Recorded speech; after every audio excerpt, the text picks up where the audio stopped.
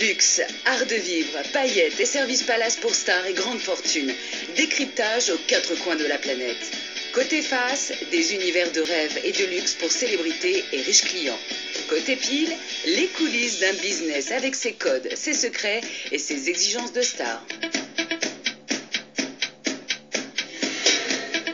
Cap sur l'émirat de Dubaï, la ville de la démesure et des paillettes, au cœur du golfe Persique. Une cité du futur de 2 millions d'habitants sortis du désert en seulement 30 ans. Aujourd'hui, pour ses bâtisseurs, un objectif, en faire le phare touristique et économique du Moyen-Orient.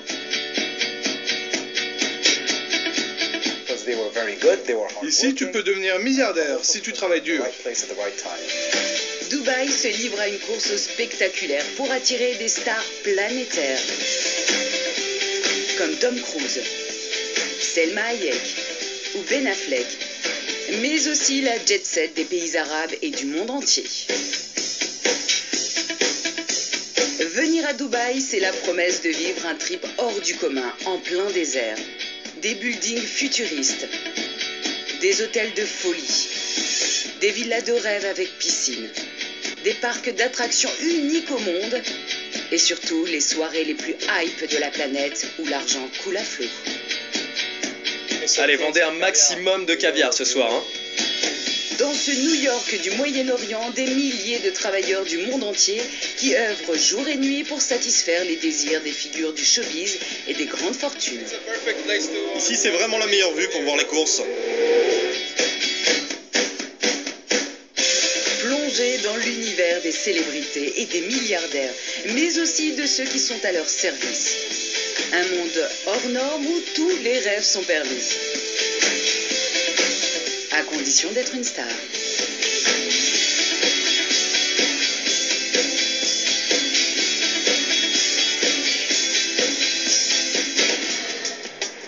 Depuis 10 ans, Dubaï est devenu le lieu le plus branché du Moyen-Orient pour faire la fête.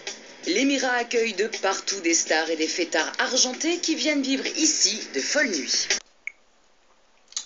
L'ancien secrétaire à la défense américaine, Donald Rumsfeld, qui officiait dans l'administration du président George Bush entre 2001 et 2006, avait déclaré « L'argent du pétrole avait détaché les musulmans de la réalité du travail, de l'effort et de l'investissement qui crée la richesse d'un pays. Toute l'activité économique des pays arabes exportateurs de pétrole repose essentiellement sur la rente pétrolière. Le pétrole deviendra ainsi la première source de richesse de la majorité de ces pays arabes. Et cela influera nécessairement sur l'orientation des choix économiques, qui dans beaucoup de cas ne s'orientent pas nécessairement vers le développement agricole et industriel du pays. Car l'argent coulant à flot, les responsables politiques des pays producteurs de pétrole auront tendance à privilégier l'achat de produits manufacturiers, avions, bateaux, voitures, trains, électroménagers, etc., à celui de la fabrication de ces mêmes produits. Plus il y a de gisements de pétrole dans un pays, et moins les gens travaillent pour éduquer et construire. On constate entre autres que les richesses de toutes cette rente pétrolière ne profitent qu'à la minorité régnante, les peuples s'appauvrissant d'année en année. On peut dire que les pays arabes dotés de ressources pétrolières, à l'exception des pays de la péninsule arabique à faible démographie, sont devenus aussi pauvres qu'elles l'étaient dans les années 70.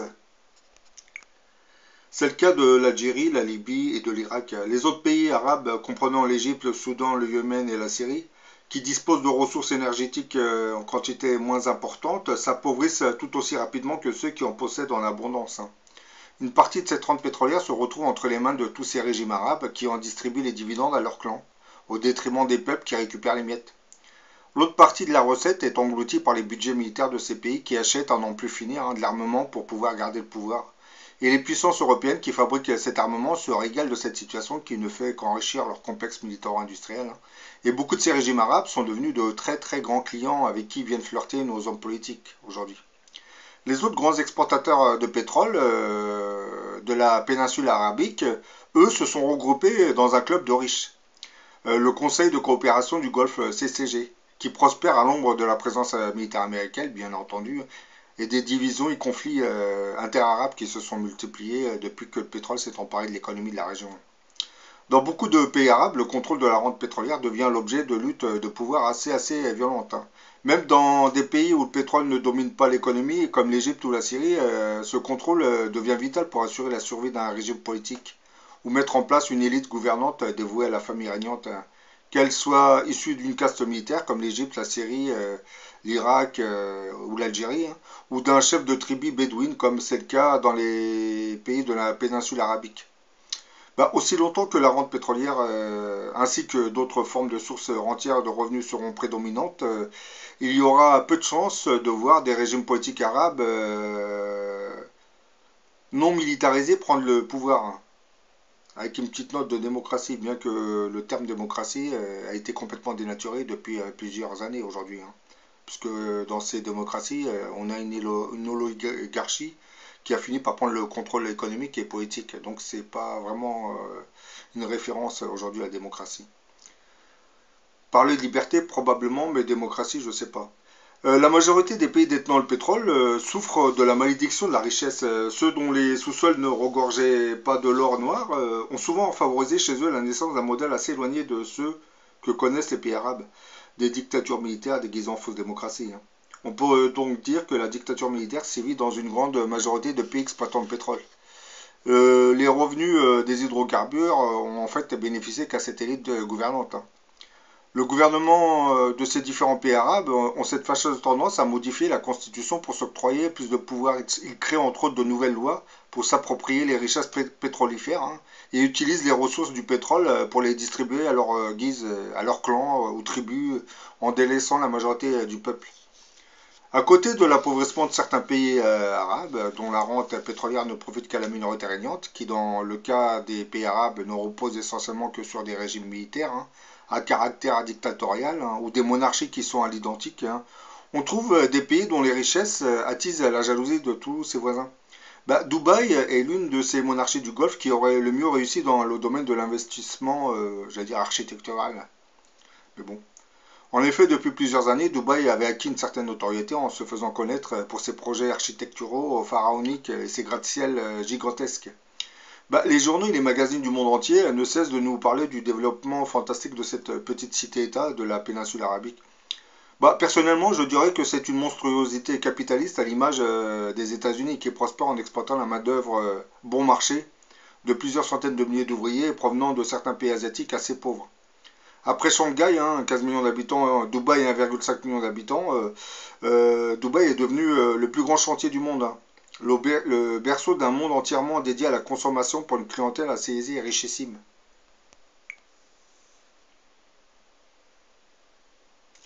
En langage plus clair, une ville construite pour le bon plaisir des bourgeoisies de notre planète. Mais je vous pose cette question, que restera-t-il de cette mégalopole capitaliste aux allures futuristes lorsque la manne pétrolière n'apportera plus de richesses attendues, les richesses attendues, ou que la bulle spéculative explosera? Bah, ça deviendra une ville fantôme où les gratte-ciels seront progressivement abandonnés, où les hôtels de luxe fermeront progressivement leurs portes, hein. En bref, une erreur capitaliste au milieu du désert. Du point de vue d'un promoteur immobilier, cette monstrueuse caricature futuriste est simplement un argument de vente à l'adresse du marché mondial. C'est-à-dire, on attire tous les promoteurs et les fabricants de tout et n'importe quoi pour gagner de l'argent dans ce lieu. Bah, à l'époque moderne, le gigantisme architectural est généralement le symptôme pervers d'une économie en état de surchauffe, spéculative. Parce que c'est de l'argent obtenu par la spéculation qui permet de construire tous ces gratte-ciels. Dans toute leur arrogance verticale, hein, par exemple l'Empire State Building ou le World Trade Center avant qu'il soit détruit, sont les pierres tombales de ces époques de croissance accélérée, hein. Surtout quand on sait que Dubaï, ville d'un État souverain musulman, autorise les vices que la religion islamique interdit. Contrairement à ce qui se passe en Arabie Saoudite ou même à Kuwait City, hein, l'alcool coulerait à flot dans les hôtels et les bars pour étrangers de la ville de Dubaï. Et personne ne s'indigne de voir des jeunes femmes en bustier léger ou même des baigneuses en string sur la plage, hein. Bah, tous les guides les plus branchés vous le confirmeront. Et c'est aussi Dubaï, c'est aussi le Bangkok du Moyen-Orient, avec ses milliers de prostituées russes, hein, arméniennes, indiennes ou iraniennes, contrôlées par diverses mafias et gangs transnationaux. Les filles russes accoudées au bar sont la façade glamour d'un sinistre trafic basé sur les enlèvements, l'esclavage sexuel et la violence sadique, hein. Et que dire de l'exploitation de tous ces travailleurs venus de l'Asie? Comme les Émirats voisins, Dubaï a atteint la perfection de l'art d'exploiter les travailleurs, hein, dans un pays qui n'a aboli l'esclavage qu'en 1963. Hein. Les syndicats, les grèves et les agitateurs sont généralement hors la loi, et 99% des salariés du secteur privé sont des étrangers expulsables, sur le champ.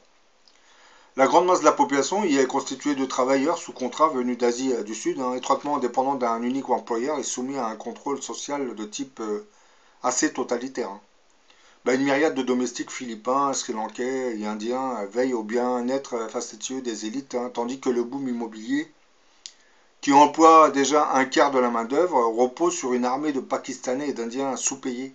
Le plus gros contingent venant du Kerala, travaillant 12 heures par jour, 6 jours et demi par semaine, par des températures incroyables. Dubaï refuse de signer la Convention des Nations Unies sur le droit des travailleurs migrants. En 2003,